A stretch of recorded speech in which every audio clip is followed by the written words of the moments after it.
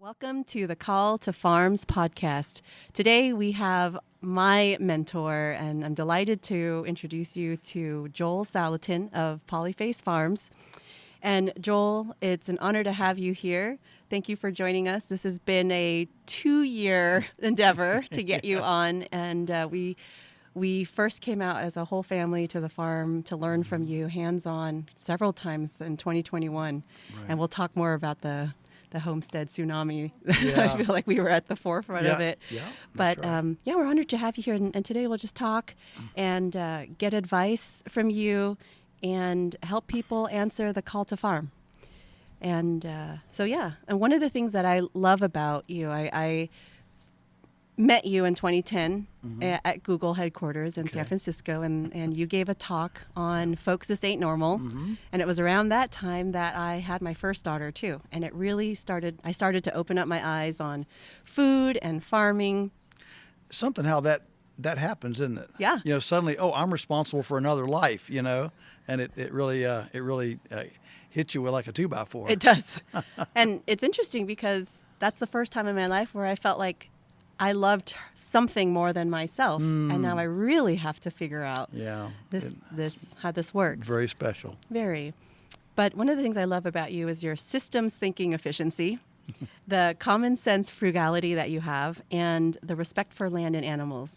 And I talk a lot about our Asian traditions, and it's very aligned with how we live and as our culture. So I think that's why, back in 2010, I never thought that we'd be here one day, but 11 years later, and I'd be farming. Right. But yeah, so let's dive in. I know 2 years ago, I wanted to talk to you about any advice that you would have for urbanites, people who live in the city, such as ourselves, or suburbanites, and moving out to live more of a self-sufficient lifestyle. Do you have any advice for, I'm sure you have a lot of people that are reaching out to you for that. I do. And there's a lot of factors that are driving what I call the Homestead Tsunami. In fact, I have a book by that title coming out in about 3 weeks. So we're right on the cusp of it. And so the main thing I would say to people, if that's where your heart is, and you realize for all the factors that we could sit here and enumerate, that there's a deep sense in the heart of a person, what I'm hearing intuitively, that when things go down, the wheels fall off. However you want to describe that, I don't want to be in the city. There's a security, there's a stability in the rural place. You can find a creek, you can get water, you can cut a tree, start a fire, and stay warm. You can, get some make a teepee, and live. And when you start talking about societal upheaval, there's just a sense that the city is not the place to be if the wheels fall off. And so if that's tugging at your heart, jump for it. Now, sometimes things fall into place. They normally don't. or they don't do it on our timetable or as fast as we want them to fall into place.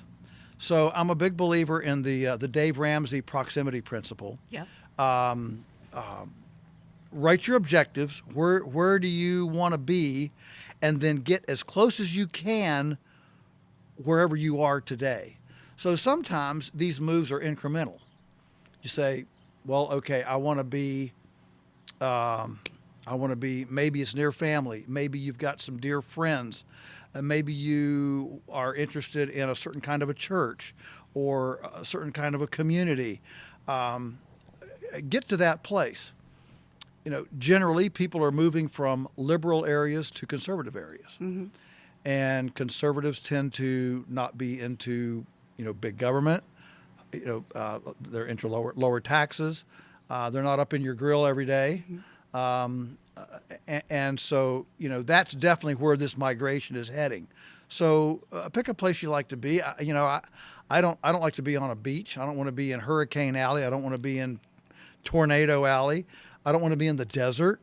So that's one reason why there are a lot of people moving Kentucky, Tennessee, Florida, Virginia, Indiana, Ohio, Missouri, Arkansas, where there's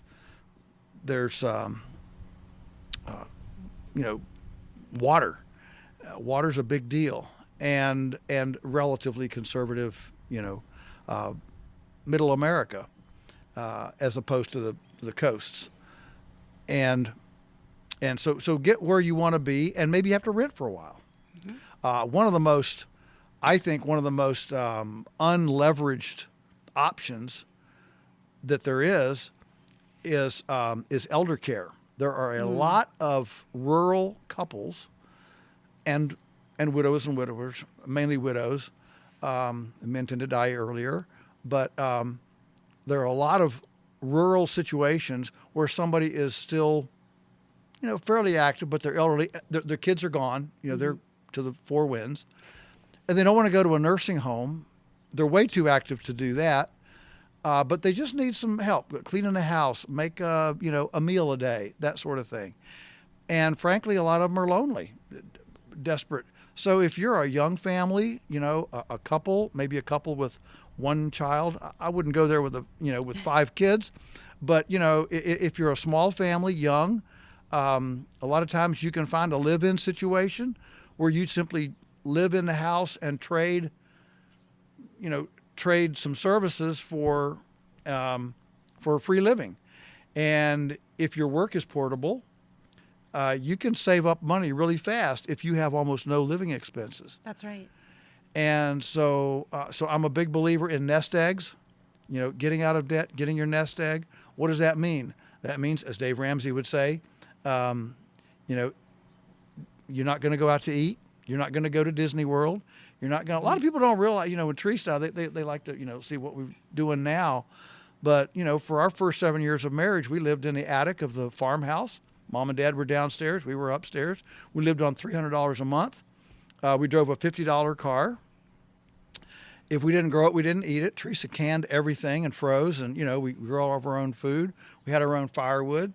We literally lived on $300 a month. Wow. And even though we didn't have high-paying jobs, that was before I came back to the farm full time, and then we lived that way afterwards as well. But the point is, neither one of us had real high-paying jobs, but because we were living so frugally, we were able to save over 50% of our paychecks. Wow. And when you can save over 50% of your paycheck, even in a couple 3 years, you can put together a little nest egg, right. and that will leverage. I love the ability to, you always think so creatively. I mean, obviously reflected in the way you farm, but the way that you're saying the elderly care, and where we are in Tennessee, we have a relationship with several elders, kind of in a similar situation, and a lot of the elders actually use something called woofing. Woofers. Mm-hmm. And so they kind of have that, but so I think that's really creative. Yeah, I mean, you even have an elderly neighbor. We do. That you're working with, and I mean, we just be very transparent. 2 years ago, we had an elderly neighbor here, farmer, who got ill, cancer, and started to really slow down fast. And he came to us, he's an adjoining neighbor, and he came to us and said, I want to get this place settled before I'm gone. He said, nobody would love this place like you would. Mm-hmm. I'd like you to have my place. Would you make me an offer? And it was a little bit of a negotiation, but it was all very amicable, very mm-hmm. amicable. Point is, for a very good price, we bought 293 acres wow. next to us because for a long time, as he got ill, before he got so ill he had to kind of think about quitting, I helped him. Mm-hmm. I helped him a lot and would go over and visit him, pray with him.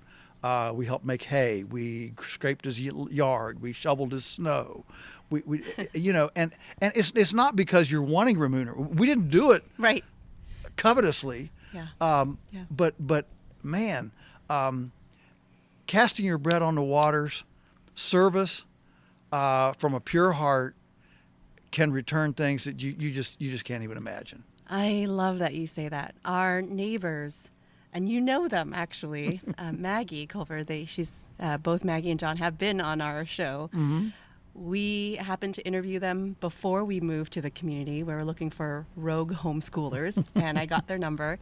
And then when we finally moved there, we didn't know that was their property. We drove by, and I saw the lanes, and I said, they're definitely rotationally grazing, but I didn't know who they were. Right. And one day we stopped by, and turns out her name was Maggie, and they have been incredible mentors for us. Right. And it has been a mutually beneficial relationship. I've come over, and our whole family has weeded her entire garden, and helped her prepare for the fall garden, and Maggie's got some health concerns right now that she's dealing with, but it has been a beautiful relationship, and it's definitely a God ordained a meeting. Right. Yeah, very much so. Yeah. God really rewards that mission or service oriented heart. I believe you can't outgive. Yeah. You Right. just can't outgive. Yes. Yeah. So what advice do you have for others because Tim and I are real estate agents, and we hear and we get a lot of inquiries on, this is exactly what I'm looking for. I'm looking between 3 and 10 acres. I'm looking for water access, and I want to make sure that there's 1,000-foot footage before you see the house. I don't want it off the freeway. There's a whole list of things. And some of these are quite it's ideal. That'd be my list too. Mm-hmm. But you may or may not find it. Mm-hmm. But what is your advice for those who have this list and kind of have a failure to launch because of this list? Yeah, it's called paralysis by analysis. Right. And you have this checklist, and it's fairly regimented. And if it hits 9 of the items and not the 10th one, it's out. Right. Well, I've got news for you. You're never going to find the perfect place. Mm-hmm. You're just not going to find it. I mean, when we came here in 1961, it was a gullied rock pile. I mean, you would not. I wish we'd had pictures, but you would. I could walk the whole place and never set foot on a piece of, vegetation. Really? Yeah, absolutely. Wow. Yeah. We had great big galls in the fields, 1/4 acre in size, solid rock. Now it's got 12 inches of soil on it. I mean, these pretty fields, they weren't like that. Okay. Yeah. And all these north slopes, no trees, and terraced cow paths. Across the road, not a single tree. That was bare shale and sheep paths, no vegetation, rock. Has this all been through regenerative farming? Yeah. But I mean, it's been 60 years. Right. But in the big scheme of things, to see what it was, to see where it is, 60 years is like a blip in time, right? Right. And so my encouragement to folks is, A, you'll never find the right place. B, the beautiful thing is the land is living. Mm-hmm. The land is living, and living things can heal. That's the difference between mechanical things and living things. If a bearing goes out in your front wheel, it doesn't matter what you do. You can put oil on it. You can pray. I don't want to say, God can do anything, but generally, you can apologize to it for misusing it or not lubricate. The point is, it's not going to get any better. Right. Okay. But living things can forgive, mm-hmm.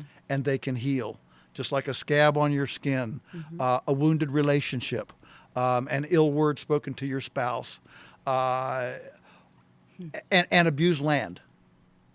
All of it can heal, and it is truly marvelous to see. And so, a couple little things I would say. Number one, don't drop all your nest egg on the land, because you need something for fences, for water line, for maybe livestock, a little bit of equipment, some hand tools, things. And I know people that have just plunged have gone right to the hilt, everything on the land, and there's nothing left. And then, we can't do anything else. And so, So to be able to develop the land, and I don't mean build houses, I mean develop it in the things that access lanes, fencing, water systems, those kinds of things, that takes money. So I would rather buy a small acreage near town, near a city, than large acreage away, Why is that? because people are your market. So the closer you can get to market, the more valuable that place can be. You can absolutely make a white collar living on 5 or 6 acres near town that is easier than trying to make a living on 200 acres 100 miles from a Coke machine. I don't go to Coke machines, but you know what I'm saying. Right. 100 miles from, and the land is cheaper far away, but think about every trip for supplies, everything that you do. I mean, some places even UPS won't deliver without a surcharge. So everything becomes, it's chipping away at your money. And so I'm a big believer in smaller acreage near where people are, because where people are, they'll buy your eggs, they'll buy your asparagus, they'll buy your, whatever it is that you do, and if you do the stacking, with multiple enterprises on a land base, you can really crank some stuff on a small acreage. Right. You mean kind of value-added products? Well, not only value-added, but multi-enterprise. I mean, so we pasture, we graze with cows. Behind the cows comes the eggmobile. Right. We use the same field for raising broilers, meat chickens. Right. Same field for raising turkeys.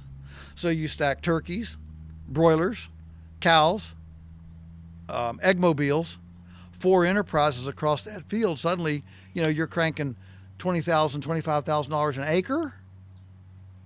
That's some pretty decent money. And I always I love to see a little bit of woods, even if it's an acre or two, because you're always building stuff. And as far as equipment, I've got 2 pieces of equipment that if you really want to do this, one is a 4-wheel drive tractor with a front end loader on it. Okay. And the second one is a bandsaw mill. Yep. Used to be around the country, there were grist mills, every little bit for grinding grain. Back in the day, our great grandmother's day, and about every 2 or 3 miles there was a grist mill, and then there was a sawmill almost every place. And I mean, our community had a sawmill. Somebody had a sawmill like every 5 miles. There was a sawmill. Wow. Yeah. And all that infrastructure is gone now. And so, if you become the person that has that, I think there's a real future in redeveloping that rural economy, that rural infrastructure. You be the one that has the chicken picker and scalder and picker. Yeah. Guess what? You can Rent. People can come to you. You can get their guts, compost them, and get your own fertilizer. From their guts. A sawmill, again, you can get, other people can bring you their logs. Right. I don't care whether it's legal or not. Don't ask. Just do it. And you'll get their slab wood, and you can do your own lumber project, because these things are not expensive. I mean, a bandsaw mill like we got brand new, $8,000 today. That's it? That's it. People spend more than that on crazy stuff. A nice used 4-wheel drive New Holland with a bucket, something 45, 50 horsepower. You can get that for, very serviceable for $25,000. So between $25,000 tractor, $8,000 for a mill, you're at somewhere around $30,000 to $35,000. You now have incredible infrastructure that you can work for others. You can custom work. You can have them come to you with stuff. You now become a centerpiece of your rural community infrastructure, and that's a big deal. That's beautiful. One of the reasons why we moved out of California was to find community, because we didn't have it in California.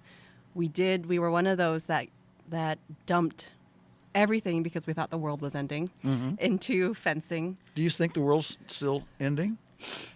That's a good question. Are you more optimistic or less or now? I'm more optimistic now, but I think my world was ending. The world that I came from. I love was that ending. because people.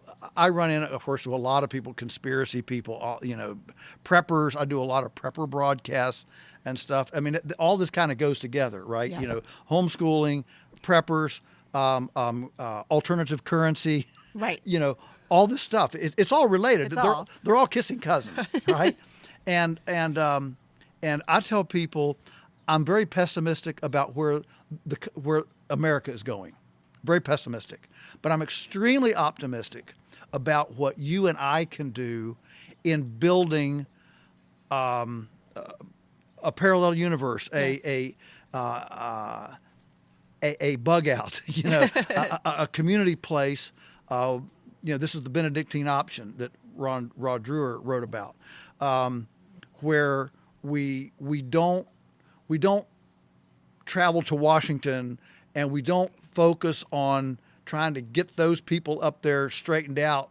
We take all that negative angst and frustration and we focus on innovating, creating, and building and imagining a world around us that's more resilient.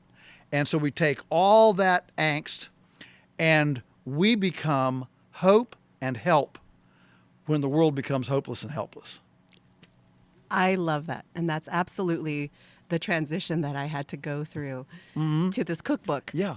Coming from that world of my world is ending to how do I take all this angst? How do I take all this anxiety and fear, more or less, and turn it into a place of hope? And as one of the first persons who's read your cookbook. Yes. Thank you, Joe. It is an incredibly hopeful thing. And yeah, I absolutely get that. At some point, you have to quit being angry, and you have to start building a new a new world for yourself. Right. And because otherwise, you'll get ulcers. You'll get stressed, and that's not good. So yeah, that's why. Your cookbook is so fantastic because it's so empowering and enabling.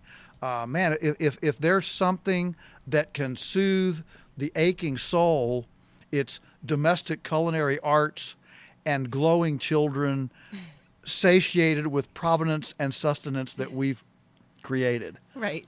Right. Right. I mean, that soothes the most vexed soul. And so, what better way to defund Monsanto Right. than with a great cookbook, That's what I said. It's. I used to protest at Sacramento. Yeah. So many times I would take, my own pitchfork there.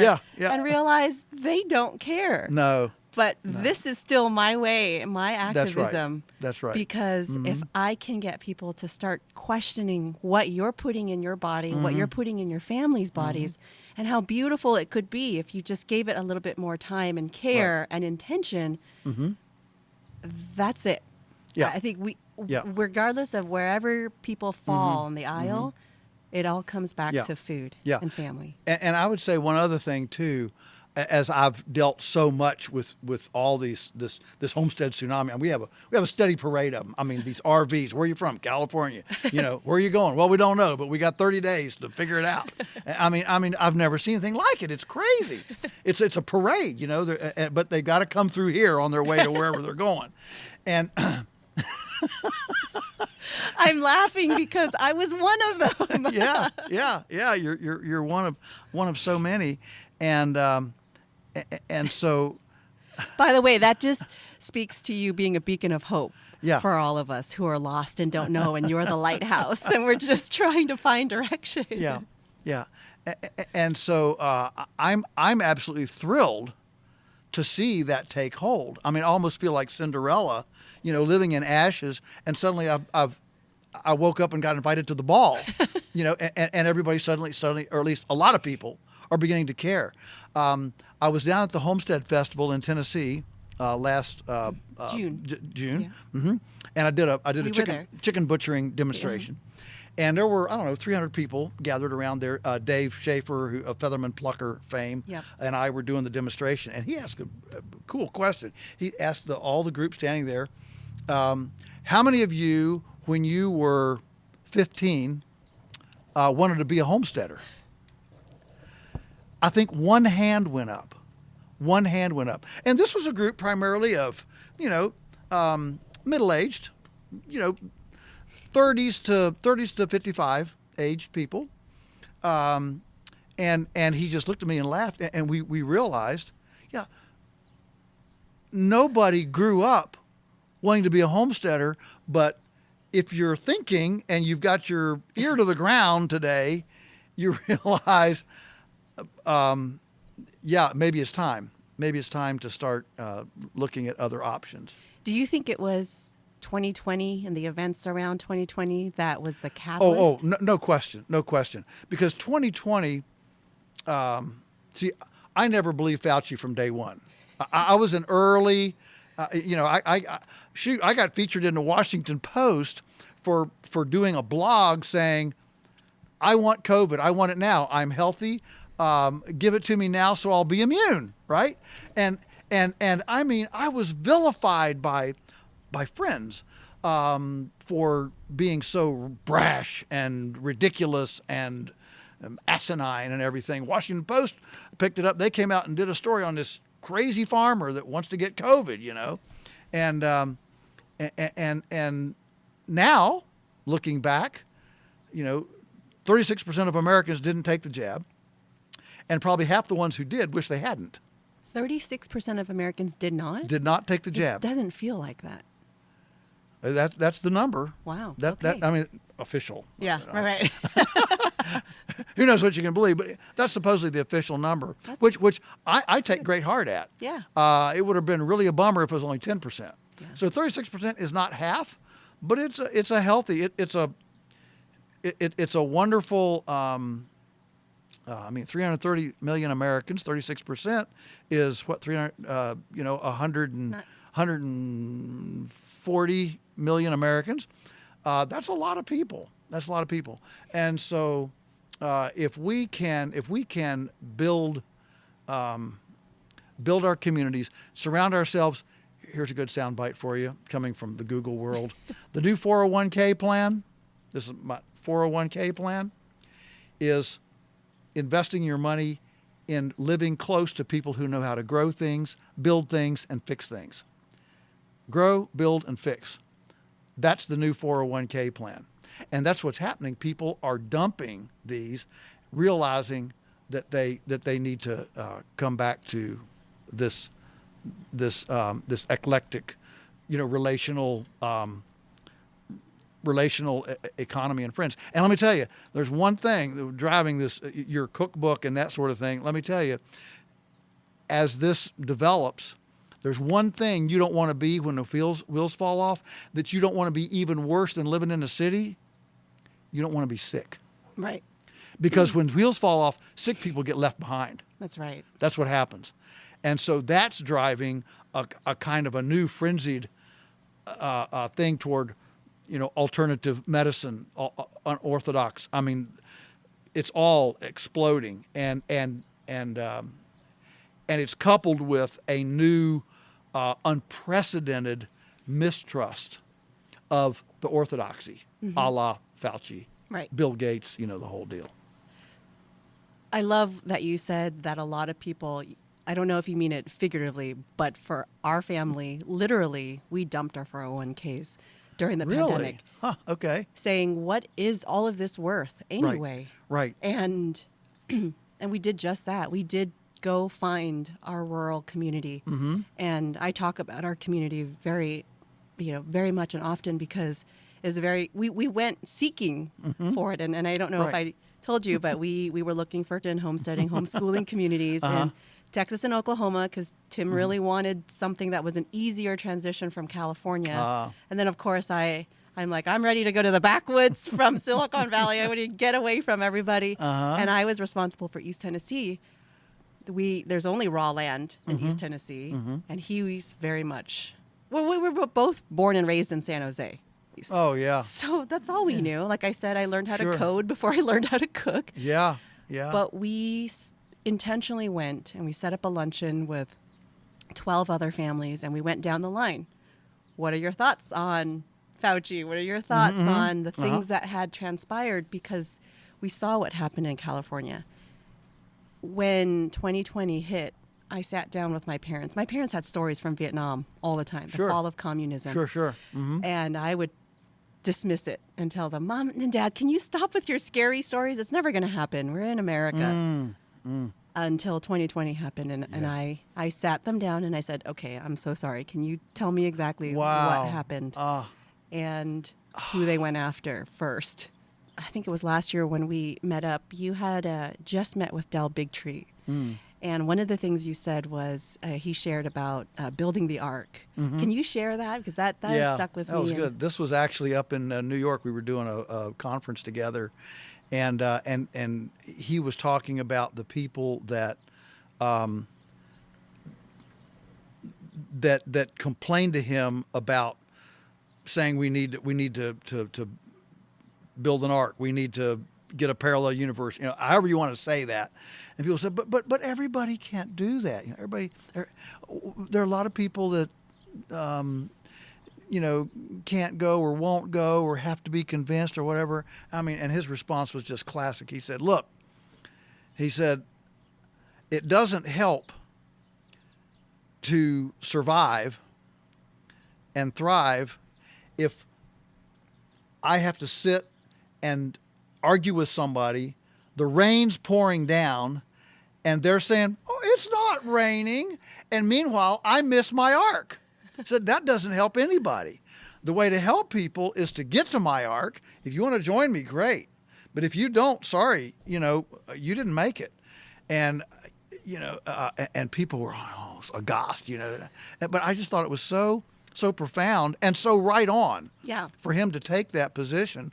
Ultimately, if we're going to lead, we need to be the healthy ones. We need to be the resilient ones. That's what I'm saying. Hope and help when other people are hopeless and helpless. Because, all you've got to do is see catastrophes in urban areas. I mean, Katrina in New Orleans, different things. Look at San Francisco, the homeless, the different situations. And you realize if and when things deteriorate, we have become such an uncreative, unimaginable, uncan do. Uncan do. America was defined with can do. The Yankees are coming, right? And are we perfect? Absolutely not. Okay, but this country has always fostered we can do this spirit. I can do, and we have really lost that as a country now. And now it's, I'm entitled, I'm a victim. You go to interview for a job and the first question is retirement benefits, it's like the crooks that got caught in London stealing something from milk from a milk truck. And a passerby called the police and they asked him, why did you think that they were stealing the milk? Instead of working for the company with a milk truck, he said, well, you don't see an honest person work like that anymore. They had to be crooks because they were trying to hurry to get the heist done. But that's where we've come, and so those of us who are have our ear to the ground, we need to build getting ready for that platform to be a haven of help. Joel, you have been, for many and for our family, that beacon of hope. And I'm sure in your community here, you're probably getting a lot of people asking you for advice. I'm kind of curious. Do you have anybody in your community that you can go to, that you can depend on? Mine is, everyone else, one of the reasons why I ask is because there's a lot of younger families like ourselves moving into the country, and we have a lot of elders. At least we choose to surround ourselves with elders who are teaching us so many things that we can't get from YouTube or from these books. It's hands-on experience, and we value and cherish that very much. But what, are there people that you can reach out to in your community? Well, not necessarily proximate to me. Our community, they call me a bioterrorist and a typhoid Mary, and I mean all the old the old guys. And so we're not in our immediate commercial farming community, but no, in the region, yeah. And in my circle of friends, I definitely have mentors and people that I respect a lot, and I'd go to for advice and for thoughts. And I love conversing with people who run in a circle different than I do, because we're all stuck with myopia, we all have our silo, right? We're all living in our thing. And so I have always been one who seeks out conversations with people who are politically different, morally different, philosophically different. In fact, I have books on the bookshelf, that I buy this book, and I know I'm going to disagree with everything in the book, but I want to see what they're saying. I want to hear and get into their heads. And so I think I have a handful of people that if I'm wrestling, I'll reach out and run with them. And there are a lot of, I imagine you're meeting a lot of different types of people, like you said, Sure, different absolutely. types of circles. And is there a common theme with people that are coming to you and that you're meeting? Let's say coming to Polyface, and they're the transients. I've got 30 days. I'm in an RV. I got to figure out, is there a common theme, or are they all different? Well, obviously they're all different, but goodness, the common theme is we're getting out of that place. High taxes, defund the police, burning cities, crime, high cost of living, and we're going someplace else. So it's always blue states to red states, and I don't want to be partisan here, but this is what's going on. Listen. We started 4 months ago. Leanna figured out how to ship eggs. I'd have never thought shipping eggs around the country. What are we doing shipping eggs around the country? You know that we can right now, we can ship eggs to Los Angeles and New York City cheaper, and they arrive, UPS on a doorstep. Wow. We can do that cheaper than they can get them for eggs at the local farmers market. Really? You know why? Why is that? Because when you defund the police, everybody's got, the jails are all full, and taxes are through the roof, regulations are through the roof, and everybody's on the government dole because they won't work. Labor costs are high, cost of business is high, licenses is high, compliance is high, taxes are high. And so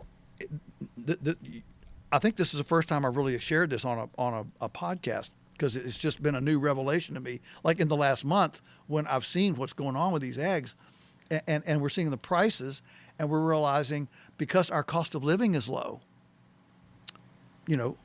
we don't have crime here. We don't lock our doors. We never lock our doors. We don't have to worry about locking our doors.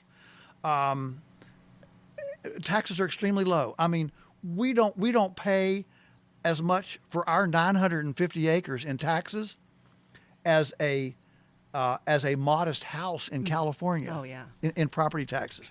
We don't have fire insurance. We don't have to worry about things burning down. Anyway, I could go on, but the point is that so these conservative,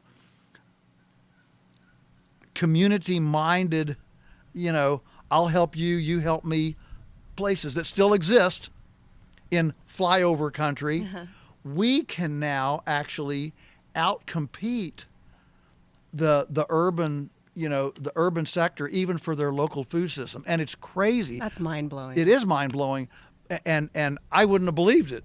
But I've now seen it with my own eyes. I'm seeing it. We're participating in it.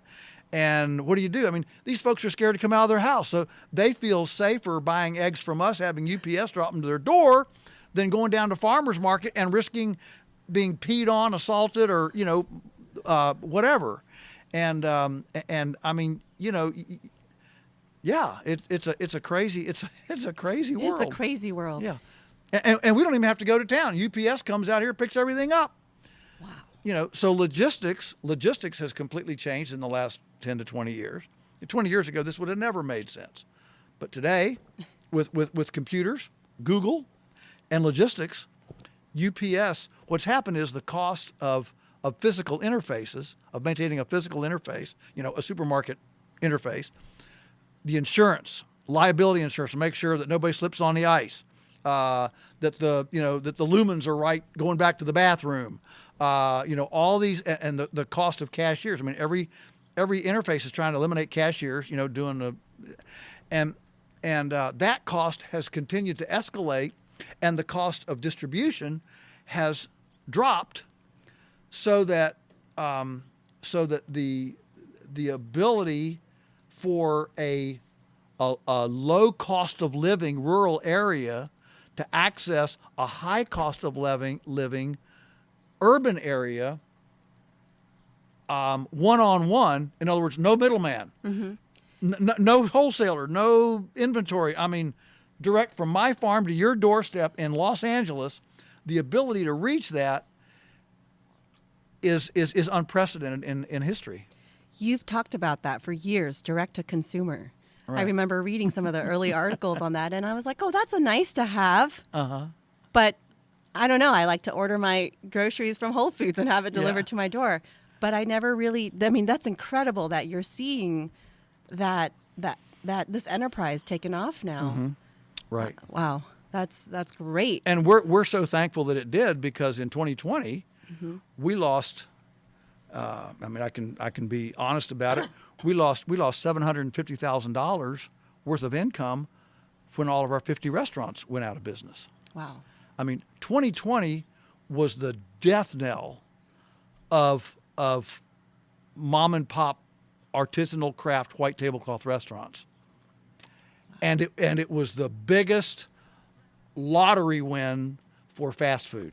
It's the biggest transfer of hospitality, culinary hospitality money from artisan to commodity. Yeah. And you start talking about, morality and that, I just get on my hind legs on that. It was terrible. And a lot of people made big money, and all these little artisanal chefs that were local oriented were doing a great job. They'll never be back in business again. I know, that is really sad. It's really sad. Although we were just in Stanton last night, and I feel like it's coming back a little bit. There seems to be some artisanal.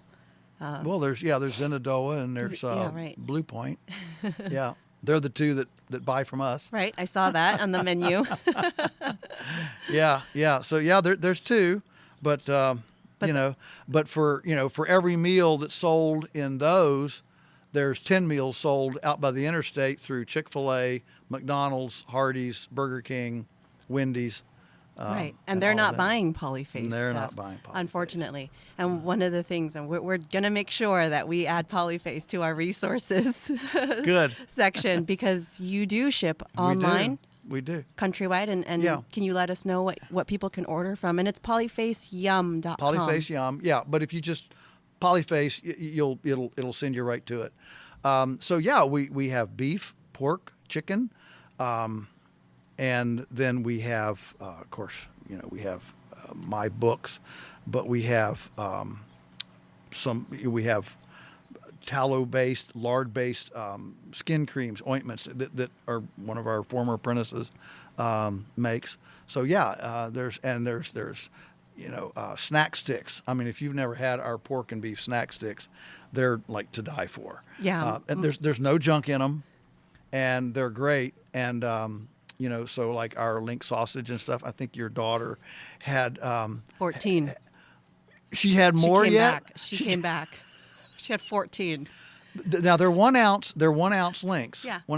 14 1 ounce links is just short of a pound. And she probably only weighs 50 pounds soaking wet, right? So this is like a that would be equivalent to me eating like 3 pounds. Yeah. A porterhouse steak. Yeah. Three. That's great. So yeah, it is great food. And let me tell you, one of the funnest things that we get occasionally is the feedback from somebody. I didn't know where to go. I started getting yours.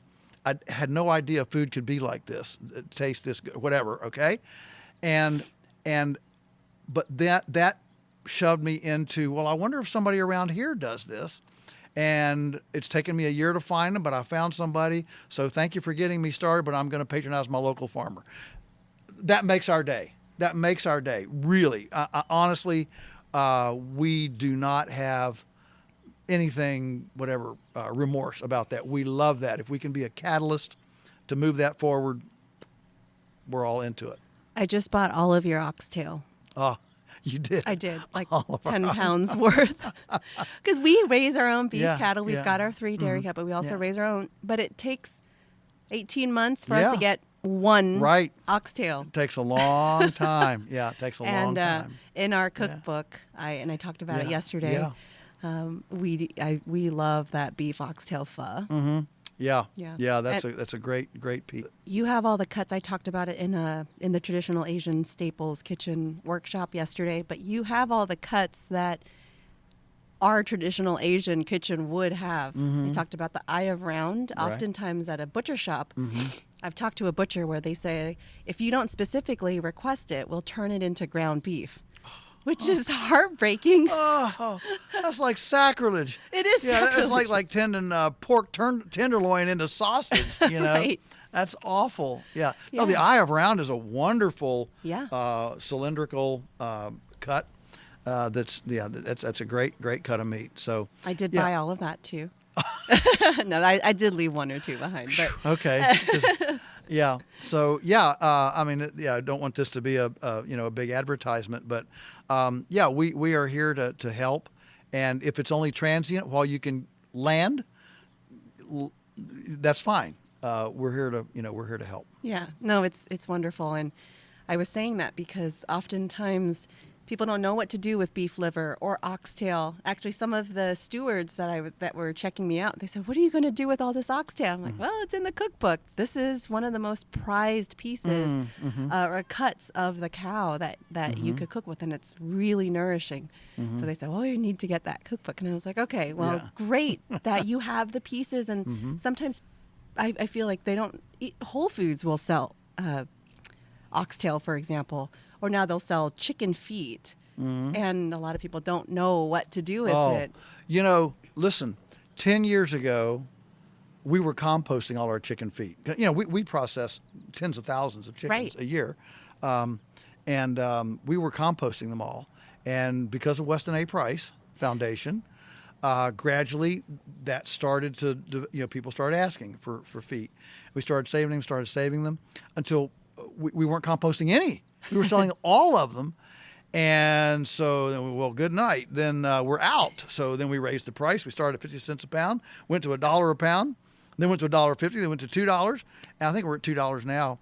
And we can't keep them in. I didn't see it. Yeah. We're looking for four-footed chickens, but it's wonderful. That is such an indicator of new interest and new independence. I'm going to take charge of my health, my family, and again, I say, look, if we're going to defund something, let's defund Monsanto, Tyson, and Costco. That's where to defund, and I have no animosity to them. But man, if we're going to defund something, let's defund that. Yeah. Oh, I love it.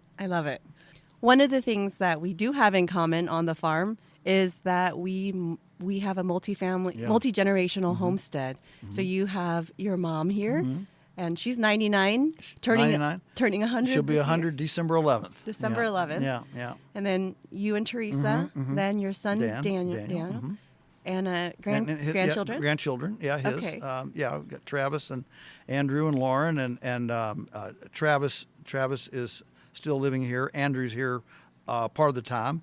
Lauren's still in school, but you know, the fourth generation. You know, we're big believers in creating an opportunity so that nobody has to leave. It was always my goal. We don't expect everybody to stay here. People have other interests, talent. That's fine.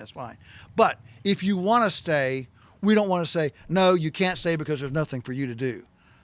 We want to have such a vibrant, opportunistic place that anyone who wants to stay can. So I was the only one that stayed of my brother and sister. The two of them didn't. I did. And we had two kids, Daniel and Rachel. Daniel stayed. Rachel had other interests. And we don't know where this next generation is going to go. But the point is to create a platform, a germination tray, if you will, that if anybody wants to sprout there, they can. Most farmers say, well, it'll hardly pay me a living, let alone I sure won't pay the next generation a living, and actually encourage their kids to leave and go away. And that's tragic. We want to have such a flourishing place that using your imagination and your entrepreneurial savvy, you know, we don't have to create a place, you make your place. And so we now have, you know, there are 22 of us that earn our full-time living here. And when a young person wants to stay, we say, well, how are you going to pay yourself? And it's amazing how many times they come up with well, I'll do this, and this. I mean, we've got Lydia doing the rabbits. We've got,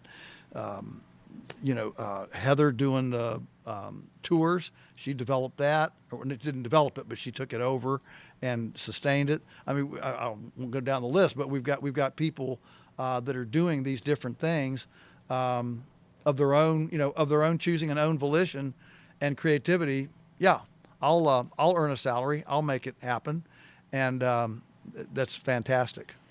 We try to encourage that with the kids. I mean, in the Bay Area, they have these STEM, right? Science. Actually, now it's STEAM. So it's science, technology, engineering, arts, and math. Oh, arts. These. Oh, the dear poets finally got a foot in the door, did they? And sometimes it's upwards of like $1,000 to $2,000 a week over the summer, and then they go back to their regularly scheduled programming. Yeah. And obviously, we've chosen the route of, hey, how do we develop entrepreneurs as well, but critical thinkers? And in a rural place like this, what could you do to become a producer instead of a consumer, which is what, unfortunately, Tim and I were in the past. We just worked, made money, and then bought things. We consumed. Right. So this shift, because I've talked about it where Tim does real estate, I do lending. And because of 2020, a lot of the clients of ours that worked at Facebook and Google, overnight, they lost their lending capability. They couldn't borrow money to buy a house, regardless of their salary or how much money they had in their bank. Didn't matter because they were deemed a risk. And it was in that moment that I realized, how do I make sure that our children become recession-proof, pandemic-proof? Yeah. Because in an instant, they lost, didn't matter how much money you made. It's because you're a consumer. So that shift of how do I teach the next generation to be producers? And so I'd love to get your advice there, because I tell them whether or not they choose to farm in the future, doesn't matter, but they've learned certain things. They definitely have on the farm, even through milking. And we let them keep their profit. You know, we show them how to make the yogurt. And now the Vietnamese yogurt is our best selling. And they're selling to their school. We have we're part of a homeschool co-op. Yep. And they're doing math, and okay, we got $70, so that's $35 for you, $35 for me, you know, and it's beautiful to see whether or not they're going to sell milk in the future. Yeah. But it's through these Yeah, interactions. we always tease Daniel that he could do any math problem if you put a dollar sign in front of it. and I mean, but this is called associated learning. Have you ever had kids say, "Why do we have to learn this?" You know, you probably said it. I said it. Well, that's because most of our learning is disassociated from its need. And so the beauty of what you're describing, cottage industry, home business, entrepreneurship with children, is that they see a need to learn it. And so they're not grumpy about why do we have to learn this. No, they're interested in this, and we better learn this. And so they're not bored, and they're not bummed out over it. So yeah, I think that there's a golden place between like 8 years old and about 11 for entrepreneurship. I think every child should have their own business between 8 and 11. Why 8 and 11? Because 8 is when they get old enough finally to realize that I'd rather have the dollar bill than a quarter. Yeah. Until they're 8, oh, the shiny quarter looks like, ooh, that looks like a lot more fun than a dollar bill. But about 8, they start to associate, this is money, I can get things, they start understanding. And then after 11, they start getting gun shy about peer approval. And,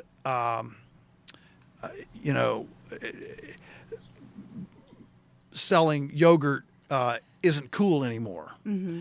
And what will my friends think if I, doing this?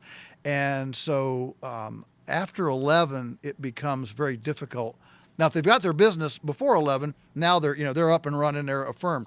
But if you wait until after 11, they start getting really concerned about what other people think. Now, you're not talking about starting a business between 8 and 11 and sticking with it. You're just saying, like, they can evolve and pivot that business. Sure. Yeah, I'm just saying something between 8 and 11 that's theirs, that they keep their own records, their own financial records. They pay for things, they buy things, they sell things, they keep their profits, and they get to spend it however they want to. Mm-hmm. And I'll tell you right now, they're going to spend it on crazy things. Okay, things that you'll say are just that. What a waste of no. Don't do that. Let them buy the shiny object. Okay. Because it's a lot better to see them waste $5, because here's what's going to happen.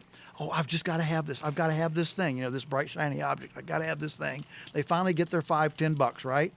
And, to a 9-year-old, that's a lot of money, right? So they go and buy their bright, shiny object. And you know what? 24 hours later, they find out, that really doesn't satisfy. And you know what? That's the age to learn that. Because there are a lot of people that are 30 that don't know that money and things don't satisfy. And so when they're spending and investing, we watched it with our kids, both of ours. Daniel started his rabbits when he was 8. Rachel started her baking business when she was about 6. Girls are always ahead of boys. and they had their own money, and both of them. So now, I mean, they're Daniel's over 40, Rachel's not quite 40 now, but they hit 20. So we're talking over 20 years ago. Both of them hit 20 years old with $20,000 in the bank that they had earned from their business. We never gave them allowance. Nobody should be paid for breathing. There are things that have to be done in a household because you're human. Nobody gets paid for cleaning a toilet. Nobody gets paid for washing the clothes. Nobody gets paid for making your bed. Okay, there are things that you do because you're human, and we struggle with it here. Yeah. This idea that I want you to do something. Well, what do you pay me for it? No. Oh. That doesn't go. And this has come because of our segregated work. We go to work, we come home, and I do what I want to do. And if it's something you want me to do, then you got to pay me for it. Mm-hmm. And so we have institutionalized and segregated our work away from our daily life. And this has created this thing that if I'm going to do something for you, I want to be paid for it. No, there are a lot of things. Nobody pays me to go chop thistles, but if nobody chops thistles, you got thistles, and so yeah, and that is cultivated when you have a business, because you realize you have to do things that you don't see immediate gratification. You don't see immediate remuneration. But you got to clean the rabbit cages, because if you don't, they get poopy, the rabbits get sick, and the rabbits die. Well, so I got to clean the rabbit cages. Is anybody handing me $1? Thank you for cleaning that rabbit cage. No, but if I don't, the rabbits die. And it's that kind of association with value, and with ministry, mission, and value that child business inculcates. That is so beautiful. I wish that everybody, every family, every child had an opportunity to live and learn like this, because I wish I could. I almost feel like I'm redoing my childhood again with the kids. Yeah. And I love the interaction that I'm seeing between the both of them. Like when where we were we had a really deep freeze over the winter. Yes. And the little one, the both of them were milking. The little one is she doesn't like the cold. She likes to be indoors. And she said, why don't you, Emily, our oldest, why don't you go and you milk the cow? When you're done with everything, I will wash everything. I'll wash everything inside. And they worked it out like that. Yeah. I didn't have to get involved. That's there right. was no fighting. And they took the responsibility and the ownership. And the little one spoke up. And, typically it's usually the older one that gives instruction in our families. But so it's really beautiful to see. I think that that childhood business, I've got to tell you this story to show the difference between a 6-year-old and a 12-year-old. So our granddaughter Lauren, so her two brothers, Travis had ducks. He sold duck eggs. That was his business, and he's 20 now. He's mechanicking. He's gifted mechanic. Wow, great, just blossoming there. So somebody else has taken over his ducks. That's cool. Andrew got sheep. He started with 2 bottle lambs and built it up to a nice 50 sheep flock. Wow. And he's in he's graduating and he's in quandary. So the sheep have gone to somebody else as well. So Lauren, she's younger. She's the youngest, and she's like so the boys have their their early projects, and she's like 6, and what am I going to do, And so she goes out. We had a chicken pickup day. Customers coming to pick up chicken. So she knew it was a chicken pickup day. So she goes out and she wanders around and she picks a nice, beautiful, big bouquet of wild flowers. Oh. And she walks into the store and there's this guy standing there, and she walks right up to him and she says, "I'm Lauren Salatin, and I picked these pretty flowers, and I'm sure your wife would love to have some flowers, and I'm selling them for $1. And what was funny, this was all her thing. I mean, we didn't know anything. She walked in the door, she had this handful, walked up to this guy, and we're standing there watching this. And she didn't even give him a chance to respond. She already had the the plan B, without even missing a beat. She said, "But if you don't have a wife, I'm sure you know a lady who would love to have a bouquet of flowers." I mean, She's what could you do? All right, listen, and a 12-year-old wouldn't do that. That's what I'm getting at. Yeah, so they become, there's something just magical about it. They live in a fantasy world. They've got imagination, and tapping that early enough to affirm it, to encourage it, is just profound. Because here's what happens. My mentor Alan Nation always said, the truest you of you is who you were at 10 years old. 10 years old, you're old enough to kind of start having some ideas about what you like to do and don't like to do, things like that. Where do you thrive? Where do you not? But what happens is, but 10, you're not old. You don't have any responsibilities yet. You're not driving. You don't have a bank account. Maybe you don't have a bank account, but you don't have to make big life decisions. All right. And what happens though is we start with Dr. Seuss and imagination and fantasy and fairy tales and you can do anything, but then we want to please mommy and daddy. Then we want to please grandma and grandpa. We want to please aunts and uncles and cousins and the school teacher and the guidance counselor, and then the first person who employs us, and then the college professor, and you know what happens? By the time we're in our early 20s, we've lost the ability to dream. Isn't that sad? It is sad. It is sad.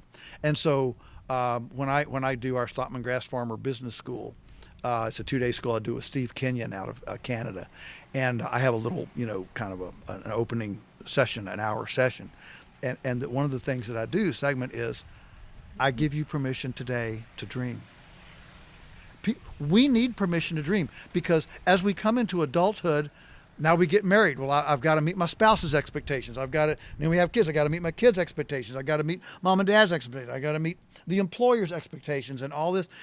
And our life is absolutely wrapped up in meeting the expectations of others.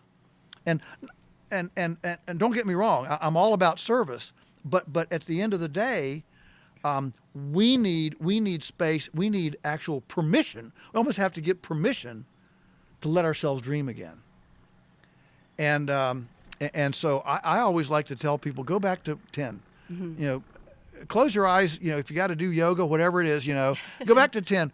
What did you dream about at 10? And chances are that's the closest you there is. And can you get back there? Oh, that's beautiful. I'm going to have to do that exercise tonight. Yeah, Well, that's real stuff.